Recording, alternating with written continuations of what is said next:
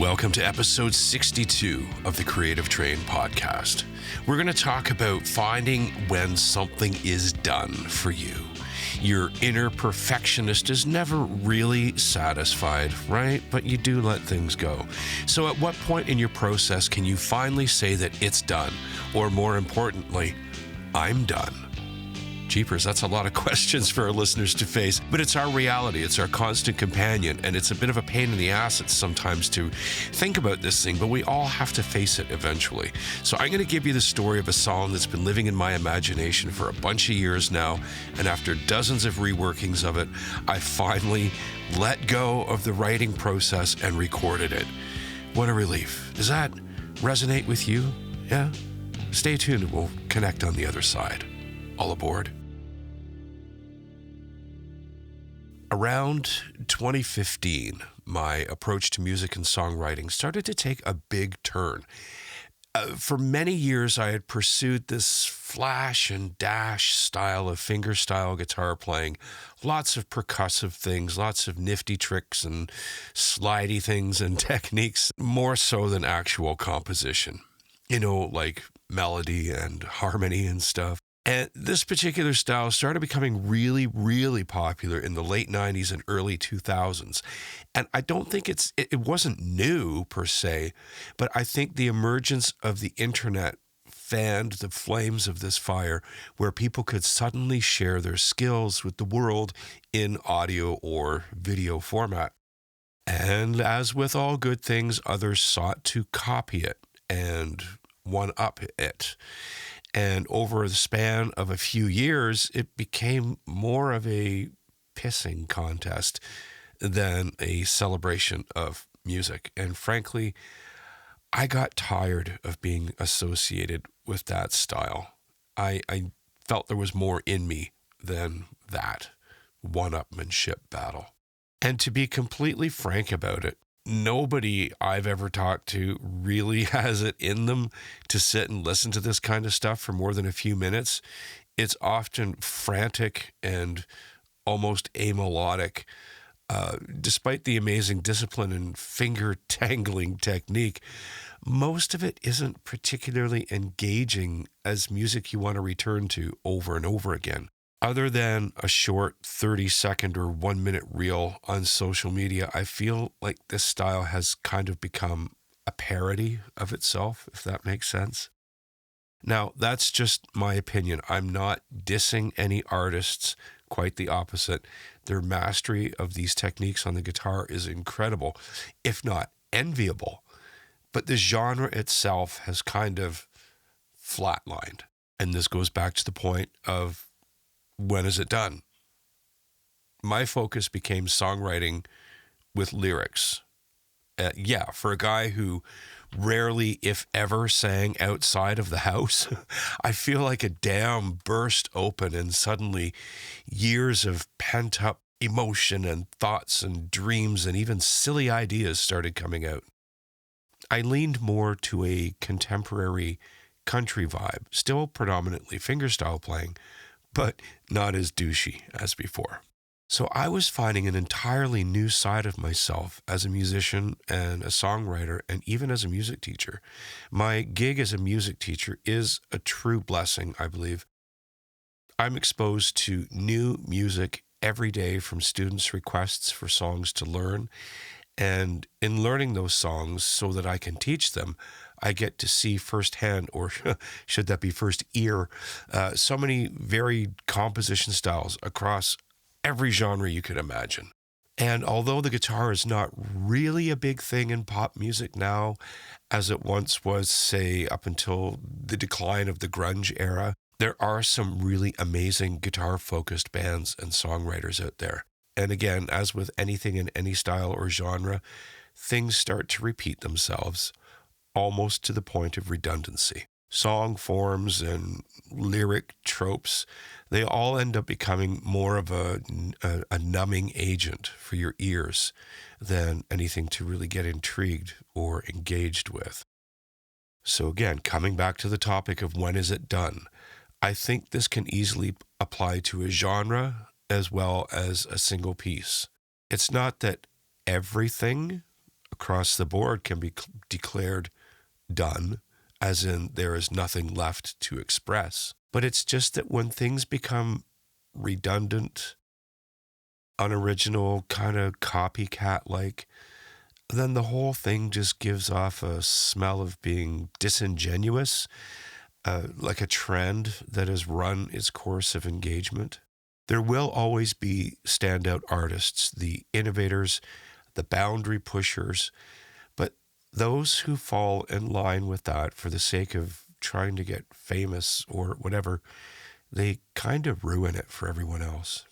So outside of a musical context, I'll take you back to an art show I participated in many years ago to give an alternative view from a conversation I had with a fellow artist when we were talking about originality and how everything kind of started to look alike at these art shows. And his take on this was pretty funny. He was a very unique style of painting, and it actually drew people to him. One of the things he said is that I'm going to not swear where he said it. He said, there's already enough people painting pictures of kittens in effing baskets. This was in reference to feeling confident enough to step out of your comfort zone personally, but more importantly, as an artist putting their stuff out there for sale. Some people don't want to stand out. They want to be one of the things that they think people are going to be drawn to. But when everybody else is already doing that same thing, eventually people have enough of it and they see it on display over and over, and their minds and their ears and their hearts become numb to it all. These things are all proven to work at some point and produce some, sales and whatever, but we can find ways of making deliberate and interesting changes to them.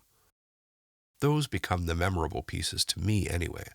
So the song I mentioned is a country-style ballad about love lost and the struggle our singer is having with not getting lost in his thoughts about what went wrong and what she might be up to now. Wow, original, eh? Hardly. The struggle I had with this piece was wanting to put something interesting in the overall harmonic content that spoke slightly with a jazz influence in the chords and melody rather than the typical country twang. It's a country song, all right, but there's little things in there that speak of something else being at work. While recording it, I was thinking back over the years of reworking it and almost to the point of hating the song, and how I really think this new perspective of time and a genre bending works better. Then I got another idea during a take, so I stopped and worked it out and restarted again with another new idea. But this new idea didn't really jive well with some other things I had planned to do in this song, so I had to change tack again. Again, this went on for many weeks now, after many years after having written the song. The bravado of the new idea eventually being met with the fact that I was overdoing it for a country song, and the doubting part of my mind set in again. So I'd revert to the former style, which was genuinely more comfortable, but didn't have the originality or the personal stamp on it I had hoped for. Again and again, I just could not seem to make myself commit to one way of doing the song, and I literally got nothing accomplished. So I took a break. I decided to take a break away from the song. And in that time, I listened back to the demo that I sang into my phone's voice memo recorder, and it gave me a real moment, one where I remembered that initial inspiration. We can talk about that in another episode. And how I had let my old ways of wanting to do more and more fancy things in songs find its way into this one now. And for a while, I became that guy again, creating excess and distraction, which ultimately hindered the piece. So it was back to the recording process with the most simple approach. One microphone, one guitar, one vocal track. Record it a few times, pick the best one, and call it done. no AI harmonies, no cross-fading edits to nothing fancy, just a guy and a guitar. And this was so hard for me in the wake of my more lofty experiments with the song. But I had to have a very critical examination of why I kept getting stymied in the process. And I really think it came down to the old me versus the new me. I'm still the same person, but my motivation and intention with music and songwriting has changed, grown a lot. It was nice to know that after a few years away from that flash and dash style of guitar playing, that I still had the chops. I could do more of that again. But my focus has changed from wanting to be more technically impressive to wanting my songs to be more emotionally impressive. And I'm really glad I had to go through this personal trial. Sometimes when we change our focus as artists, we can end up feeling like we've abandoned a part of ourselves. We've let the people down who like what we did before, feeling like we've given up. And maybe there is a bit of that in all of us. When we try to force the muse, we only end up with crappy results that look forced. But when the muse tries to draw us in a new direction, there's probably a very good reason for that. It saves us from becoming stagnant, pulls us out of our personal or creative ruts, and brings us to the specter of new versions of ourselves, not only as artists, but as humans, as people. So again, back to the title, how do I know when it's done? Well, if you're honest, you'll have to admit you'll never really be able to say so and actually really mean it.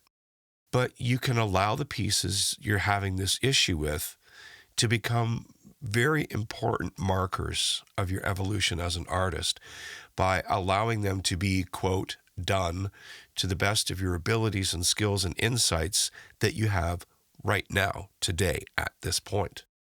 You can always redo something along the same lines with new perspective now.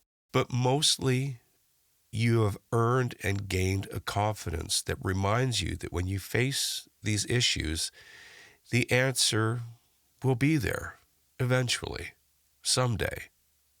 Maybe not today, but if you keep focused and you keep moving, you'll find the answer.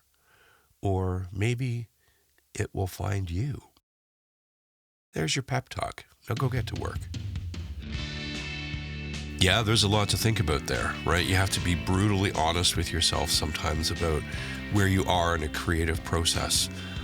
And just because you can do something doesn't mean that you should. Just because you have a big box of shiny new markers or something like that doesn't mean that every color has to go in everything that you make.